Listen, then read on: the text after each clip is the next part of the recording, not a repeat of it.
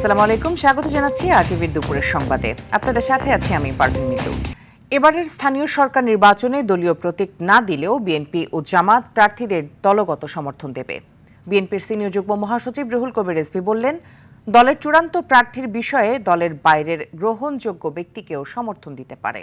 অন্যদিকে জামায়াতের সহকারী সেক্রেটারি জেনারেল হামিদুর রহমান বললেন, সমর্থনের বাইরে নির্বাচন করলে ব্যবস্থা নেওয়া হবে। রাজনৈতিক বিশ্লেষকরা নিরপেক্ষ নির্বাচনের জন্য নির্বাচন কমিশনকে সরকারি প্রভাব মুক্ত থাকার পরামর্শ দিয়েছেন। বিস্তারিত আতিকা রহমানের রিপোর্টে। এবারে স্থানীয় সরকারের সব পর্যায়ে নির্বাচন হতে যাচ্ছে স্বতন্ত্র প্রতীকে। সে লক্ষ্যেই প্রস্তুতি নিচ্ছে নির্বাচন কমিশন। দলীয় প্রতীক না থাকলেও রাজনৈতিক দলগুলো নির্দিষ্ট প্রার্থীকে, স্থানীয় কর্মীরা তাদের পক্ষে কাজ করবে। এখন তো দল থেকে মনোনয়ন না, হয়তো কাউকে সমর্থন দিবে দল। তো সেই সমর্থনের ক্ষেত্রে যেন একজন ব্যক্তি, একাধিক ব্যক্তি যেন না হয়, দলের একাধিক নেতা দাঁড়িয়ে যায় অনেক সময়। এটা একটা ক্ষতিকারক বিষয়। এই ব্যাপারে খুব শক্তভাবে তিনি জেলা এবং উপজেলার নেতৃবৃন্দকে বলেছেন যে ইউনিয়ন পরিষদে যারা নির্বাচন করবেন, যাদের এলাকার মধ্যে সুনাম আছে, জনপ্রিয়তা আছে, দল থেকে হয়তো সমর্থন দেওয়া হবে। দলের অবশ্যই একটা সহযোগিতার সমর্থন থাকতে পারে, এটা অতীতেও হয়েছে। আমাদের লোকদেরকে ইলেকশন করার ব্যাপারে উদ্বুদ্ধ করা, সহায়তা করা, তাদের ক্লিয়ারেন্স দেয়া, তাদেরকে সমন্বয় করে দেয়া, এগুলোর ব্যাপারে আমরা ভূমিকা রাখব। দলের সিদ্ধান্তের বাহিরে বিদ্রোহী প্রার্থী যাতে না থাকে, বিশৃঙ্খল পরিস্থিতি যেন তৈরি না হয়, এ বিষয়ে সজাগ আছে বিএনপি এবং জামায়াত। দলীয় প্রতীক না থাকায় নির্বাচন অনেক বেশি প্রতিদ্বন্দ্বিতাপূর্ণ হবে বলে আশা প্রকাশ করছেন তারা। আমাদের সমর্থন করে, কিন্তু কোনো পদে নেই বা সদস্য নন তিনি। তো সেক্ষেত্রে তার সাথে কথা বলে ওনাকে আমন্ত্রণ জানিয়ে দল থেকে সমর্থন দিতে পারে। দলের চেয়ারম্যান ইনস্ট্রাকশন দিচ্ছেন যাতে একাধিক প্রার্থী না হয়, যারা পাবেন না তারা ওই প্রার্থীর পক্ষে তারা কাজ করবেন, প্রভাব বিস্তার করে। সেটা তো হাসিনা মার্কা শাসন থাকলে। তো এখন তো জনগণের দ্বারা নির্বাচিত সরকার, যে সরকারের প্রধানমন্ত্রী হচ্ছেন জনাব তারেক রহমান, এখন সেটা হওয়ার সম্ভাবনা নয়। এটা প্রক্রিয়ার মধ্য দিয়ে কিন্তু এই প্রার্থীগুলো সিলেকশন হয়ে থাকে। সে কারণে আগে নির্ধারিত হয়ে যায় কে কোথায় ইলেকশন করবে। ভিন্ন প্রার্থী হওয়ার এখানে সুযোগ নাই। এরকম ব্যর্থই কোথাও ঘটে, সে ব্যাপারে অবশ্যই আমরা সাংগঠনিক ব্যবস্থা নেব। রাজনীতি বিশ্লেষকরা বলছেন, রাজনীতিবিদদের বাইরেও স্থানীয় সরকারের ভোটে বিভিন্ন পেশার গ্রহণযোগ্য ও নিরপেক্ষ ব্যক্তির জনপ্রতিনিধি হওয়ার সম্ভাবনা তৈরি হয়। এটি গণতন্ত্রের সৌন্দর্য। যারা ক্লিন ইমেজের আছে, যাদের বিরুদ্ধে কনভিকশন হয় নাই, তারা যদি নির্বাচনে করতে আসে, তো সেই ক্ষেত্রে অনেক বেশি বাধা তৈরি করাটা দরকার বলে আমার কাছে মনে হয় না। স্থানীয় পর্যায়ে যদি কোনো প্রার্থী থাকে যারা জুলাই আন্দোলনের বিরুদ্ধে অবস্থান নিয়েছিল, তো তাদেরকে যদি নির্বাচনে অংশগ্রহণ করে, তাহলে আপনি জনগণের কাছে ছেড়ে দিন, জনগণই কিন্তু ডিসাইড করবে যে তাদেরকে ভোট দেবে কি দেবে না। প্রতিদ্বন্দ্বিতাপূর্ণ ও গ্রহণযোগ্য নির্বাচন করতে সব প্রার্থীকে সমান সুযোগ ও নিরপেক্ষ আচরণ করার আহ্বান জানালেন বিশেষজ্ঞরা। আতিকা রহমান, আরটিভি, ঢাকা। আইন সংস্কার কমিশনের প্রস্তাবনাগুলো জুলাই সনদের আলোকেই বাস্তবায়ন করা হবে বলে জানিয়েছেন আইনমন্ত্রী মোহাম্মদ আসাদুজ্জামান। সকালে ঝিনাইদহ পুরাতন ডিসি কোর্ট চত্বরে বৃক্ষ মেলার উদ্বোধন শেষে তিনি কথা বলেন। মন্ত্রী জানান, অন্তর্বর্তী সরকারের মেয়াদে 133টি অধ্যাদেশ জারি করা হয়েছিল, যার প্রায় প্রতিটি গ্রহণ করে জুলাই সনদের ভাবধারা অনুযায়ী বাস্তবায়ন করা হবে। এদিকে পর্যটন খাতের উন্নয়নে একটি সমন্বিত মহাপরিকল্পনা হাতে নেওয়া হয়েছে বলে জানান বেসামরিক বিমান পরিবহন ও পর্যটন প্রতিমন্ত্রী এম রশিদুজ্জামান মিল্লাত।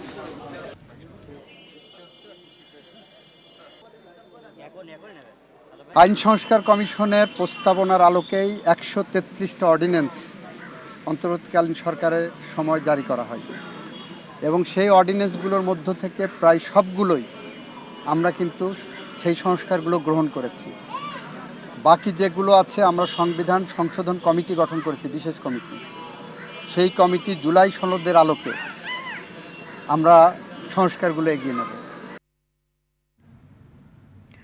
জাতীয় ঐক্যের মাধ্যমে বাংলাদেশে আর কখনো ফ্যাসিবাদের স্বৈরাচার ফিরে আসবে না, আসতে দেওয়া হবে না বলে মন্তব্য করেছেন প্রধানমন্ত্রী প্রেস সচিব আবু আবদুল্লাহ এম সালে। বলেন, অন্তর্বর্তীকালীন সরকারের সময় সীমাবদ্ধতা ছিল, এর মানে এই নয় বর্তমান সরকার আগের ফ্যাসিবাদীদের ফিরিয়ে আনবে। রাজধানী পরিবাগে বিশ্ব সাহিত্য কেন্দ্রে এক প্রকাশনা অনুষ্ঠানে বিশেষ অতিথির বক্তব্যে এসব কথা বলেন তিনি। বিগত 15টি বছর ফ্যাসিস্ট সরকারের আমল, এটা যেন আমরা ভুলে না যাই বলেও জানান সালেহ শিবলি। এ সময় প্রধানমন্ত্রীর অর্থ উপদেষ্টা ডক্টর রাশেদ আল তিতুমির বলেন, ১/১১ বিরাজনীতিকরণের চেষ্টার ঘটনাকে উন্মোচন করতে হবে, এর উদ্দেশ্য খুঁজে বের করতে হবে বলেও জানান প্রধানমন্ত্রীর অর্থ উপদেষ্টা। সার্বভৌমত্বকে নিশ্চিহ্ন করার যে ১/১১ থেকে যে শুরু হয়েছে, তাহলে যে ১/১১ এটা তো উন্মোচন করতে হবে। বাংলাদেশের প্রত্যেকটা মানুষ গত 15 বছরে গুম, খুন, অপহরণ, হামলা, মামলা, নির্যাতন, নিপীড়নের মধ্য দিয়ে যেভাবে গেছেন, সেটাকে স্বাভাবিক অবস্থা হিসাবে এখন আমাদের সামনে তুলে ধরার চেষ্টা করছেন। এটি আমাদেরকে সতর্ক থাকতে হবে। বর্তমান সরকার নৈতিকভাবে দেশ পরিচালনার অধিকার হারিয়েছে বলে মন্তব্য করেছেন জামাতে ইসলামের আমির ডাক্তার শফিকুর রহমান। সকালে জাতীয় প্রেস ক্লাবে বাংলাদেশ পরিবহন শ্রমিক ফেডারেশনের ত্রিবার্ষিক সম্মেলনে প্রধান অতিথির বক্তব্যে তিনি কথা বলেন। এছাড়াও তিনি বলেন, দুর্নীতির বৈধতা দিয়েছে বিএনপি সরকার, সরিষার মধ্যে ভূত থাকলেও এই সরকার তা তাড়াতে পারবে না বলেও জানান তিনি। একই সঙ্গে জামাতকে নিয়ে গভীর ষড়যন্ত্র হচ্ছে দাবি করে বলেন, জনগণের অধিকার রক্ষায় কাজ করে যাবে জামায়াতে ইসলামী এবং কোনো চাপের কাছে মাথা নত করবে না।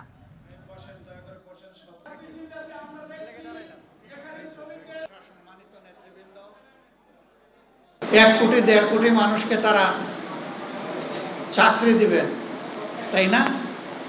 তো অনেকে বলে যে চাকরি তো দিয়েই দিয়েছেন, আর দেওয়া লাগবে কেন? টেম্পু স্ট্যান্ডের চাকরি। নৈতিক দিক থেকে সরকার তার অধিকার হারিয়েছে দেশকে পরিচালনা করা। তিনি তো প্রেসের সামনে খোলামেলা বলেছেন, তো এটা তো গোপন কোনো কথা না। হবিগঞ্জে এনসিপির নাসির উদ্দিন পাটোয়ারিকে প্রধান আসামি করে 9 জনের নাম উল্লেখ সহ অজ্ঞাতনামা 40 থেকে 50 জনের বিরুদ্ধে সদর থানায় লিখিত অভিযোগ দিয়েছেন জেলা ছাত্রদলের যুগ্ম সাধারণ সম্পাদক মোহাম্মদ ইকবাল হোসেন রোকন। সকালে হবিগঞ্জ শহরের শায়েস্তানগর এলাকার মৃত আব্দুর রহিমের ছেলে মোহাম্মদ ইকবাল হোসেন রোকন বাদী হয়ে সদর থানায় অভিযোগ দেন। লিখিত অভিযোগে দাবি করা হয়, গত 28 জুলাই কেন্দ্রীয় ছাত্রদলের কর্মসূচির অংশ হিসেবে জুলাই আন্দোলনে শহীদ রিপন শীলের পরিবারের সঙ্গে সাক্ষাৎ করতে যাওয়ার আগে হবিগঞ্জ পৌরসভার কোর্ট মসজিদের সামনে ছাত্রদল ও এনসিপির নেতাকর্মীদের মধ্যে সংঘর্ষের ঘটনা ঘটে। আজ 31 জুলাই 2024 সালের এই দিনে বৈষম্যহীন বাংলাদেশের দাবিতে দেশজুড়ে পালিত হয়েছিল মার্চ ফর জাস্টিস বা ন্যায়ের পক্ষে পদযাত্রা কর্মসূচি। গণহত্যা, গণগ্রেপ্তার ও নির্যাতনের বিরুদ্ধে আদালত প্রাঙ্গণ ও রাজপথে সেদিন বুক পেতে দিয়েছিল ছাত্র জনতা। 2 বছর আগের দিনটি কেমন ছিল তা তুলে ধরছেন অভি আরিফ।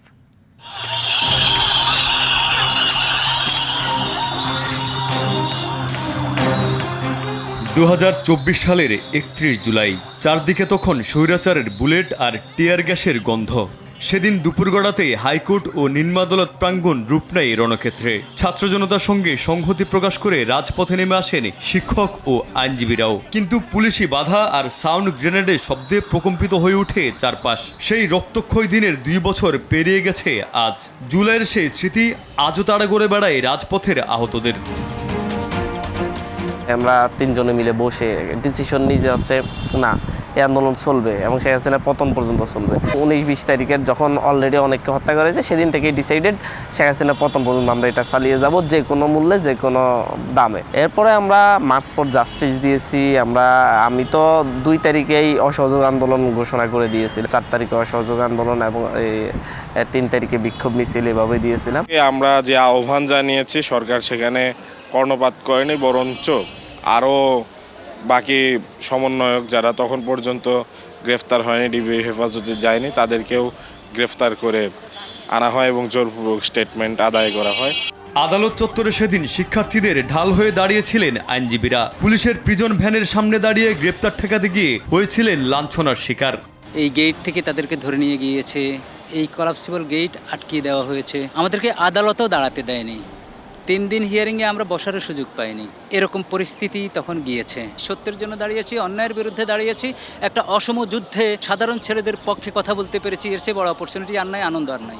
বৈষম্যহীন সমাজ আর আইনের শাসন ও জবাবদিহিমূলক রাষ্ট্র প্রতিষ্ঠার যে স্বপ্ন ছিল, তা কতটা পূরণ হয়েছে তা নিয়েও তার হিসেব করছেন অনেকে। মুখে যতটা জুলাই আছে, কার্যক্রমে আমরা সেই জুলাইয়ের অভিপ্রায়ের যে রূপান্তর কিংবা তার বাস্তবায়নটা আসলে দেখি না। সাধারণ মানুষ যারা জুলাই আন্দোলনে জীবন দিয়েছেন, যারা আহত হয়েছেন কিংবা নানাভাবে ক্ষতিগ্রস্ত হয়েছেন, ট্রমাটাইজড হয়েছেন, তারা যদি 2 বছর পরে হিসাব মিলাতে চান, জুলাইয়ের আকাঙ্ক্ষা ছিনতাই হওয়ার মতো অবস্থা এখন আমরা যেটা দেখছি। তো প্রত্যাশার জায়গার থেকে অপ্রাপ্তি বা অপূর্ণতার পরিসরই অনেক বেশি।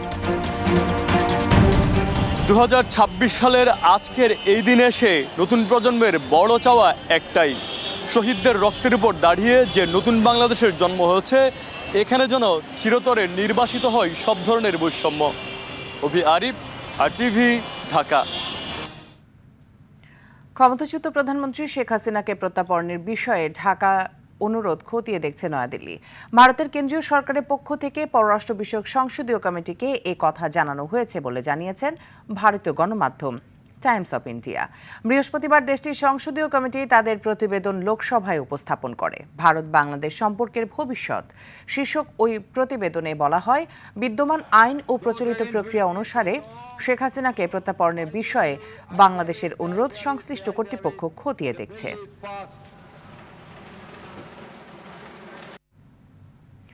কমছে না কাঁচামরিচের ঝাল, প্রতি কেজি বিক্রি হচ্ছে প্রায় 400 টাকা। এদিকে আগুন লেগেছে পোলার চালে, প্রতি কেজি দাম এখন 200 থেকে 230 টাকা। দাম বাড়ার কারণ হিসেবে সুগন্ধি চালের রপ্তানির অনুমোদনের পাশাপাশি কর্পোরেট ব্যবসায়ীদের কৃত্রিম সংকট তৈরিকে দায়ী করছেন ব্যবসায়ীরা।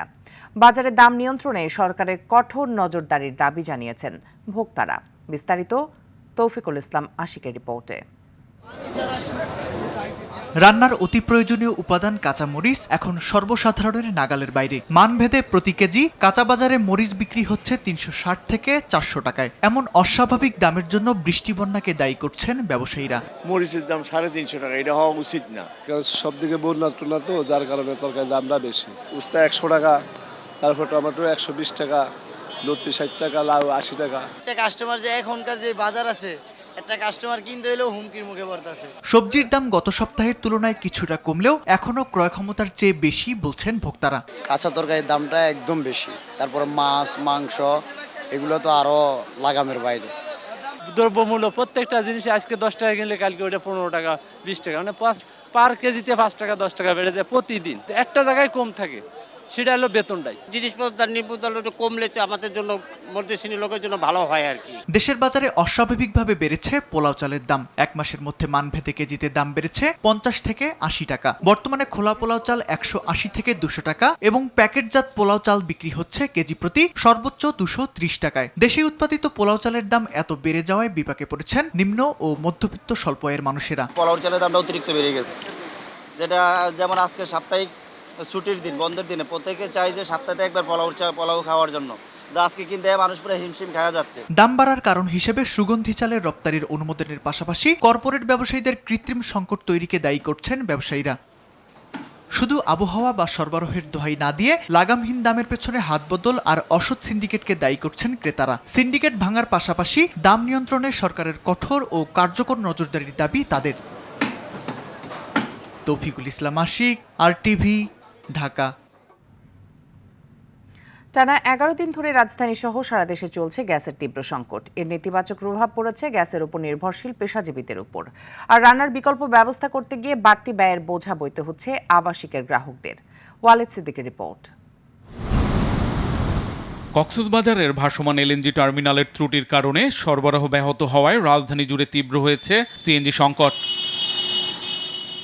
ফিলিং স্টেশনে দীর্ঘ লাইনে অপেক্ষা করতে হচ্ছে যানবাহন চালকদের, তাতেও মিলছে না কাঙ্ক্ষিত গ্যাস। ঢাকাতে তো গ্যাস নাই বললেই চলে, অনেকগুলা সিএনজি পাম্পই বন্ধ আছে। ইনকাম করি, তাতে আমার সংসার চলে না। তা আমার যদি সংসার না চলে এবং এই গাড়ির চাকাও যদি না চলে, তাহলে দেশের চাকা কিভাবে চলবে? আমাদের খুবই সমস্যা, বেশিরভাগই আমাদের আর্থিক সমস্যাটাই বেশি। ধরেন বাজার টাজার, গাড়ির কাজ কাম সব কিছু মিলে আমাদের খুব সমস্যাই। এ সংকট দুশ্চিন্তার ভাঁজ ফেলেছে গ্যাস নির্ভর পেশার মানুষদের। সকাল 6টায় আইছি, এখন গাড়িতে গ্যাস নাই, কোনো জায়গা জাম হয়ে যায়, এই ব্যবস্থাও নাই। সারাদিনের জমা হইলো, এই জমা দিয়ে মুখিতে গ্যাস কয়টা বাজে আসে সেও শিউর নাই। কখন আসবে তাও পাম্প করতে করতে বলতে পারতেছে না, গ্যাস আসলে তারপরে দিব গ্যাস। শুধু পরিবহন খাত নয়, গ্যাস সংকট ধৈর্যচ্যুত ঘটিয়েছে আবাসিক গ্রাহকদেরও। এমনি তো শীতের মধ্যে থাকেই না, গরমে থাকে। এখন গরমের মধ্যে 15 দিন পর্যন্ত থাকে না, একদম সকাল 6টায় যায়, রাত্রে 11টার পরে আসে। প্রায় 15 দিন যাবৎ আমাদের এখানে গ্যাস নেই, অনেক সমস্যা হচ্ছে, রান্নাবান্না করতে পারি না, অনেক কষ্ট, ভোরবেলা উঠতে হয়, তারপরে ভোরে 6:30 চলে যায়। অনেক পরিবার বাধ্য হয়ে বৈদ্যুতিক হিটার, ইন্ডাকশন চুলা কিংবা এলপিজি সিলিন্ডার ব্যবহার করছে। এতে বাড়তি ব্যয়ের চাপ নিতে হচ্ছে ভুক্তভোগীদের। ওয়ালিদ সিদ্দিকী, RTV, ঢাকা। কক্সবাজারে রোহিঙ্গা সংকটের সার্বিক পরিস্থিতি সরজমিনে দেখতে উখিয়া ক্যাম্পে পৌঁছেছেন যুক্তরাষ্ট্রের দক্ষিণ ও মধ্য এশিয়া বিষয়ক বিশেষ দূত সার্জিও কোর। দুপুরে কক্সবাজার বিমানবন্দরে পৌঁছানোর পর মার্কিন প্রতিনিধি দলটি সরাসরি উখিয়া রোহিঙ্গা ক্যাম্পে যান। প্রতিনিধি দলে বাংলাদেশে নিযুক্ত মার্কিন রাষ্ট্রদূত রয়েছেন। শরণার্থী ত্রাণ ও প্রত্যাবাসন কার্যালয় বলছে, তারা উখিয়ার 4 নম্বর রোহিঙ্গা ক্যাম্পে বিশ্ব খাদ্য কর্মসূচির বিভিন্ন প্রকল্প এবং RW ও 6 নম্বর ক্যাম্প পরিদর্শন করছেন।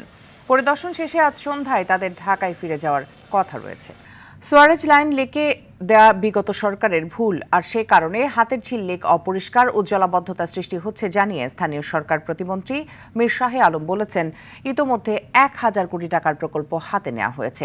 সেটি একনেকে পাশ হলে লেক পরিষ্কারের কাজ করা সম্ভব হবে। রাজধানীর হাতেরঝিল লেকের পরিষ্কার পরিচ্ছন্নতা অভিযানে পরিদর্শনে এসে এসব কথা বলেন প্রতিমন্ত্রী।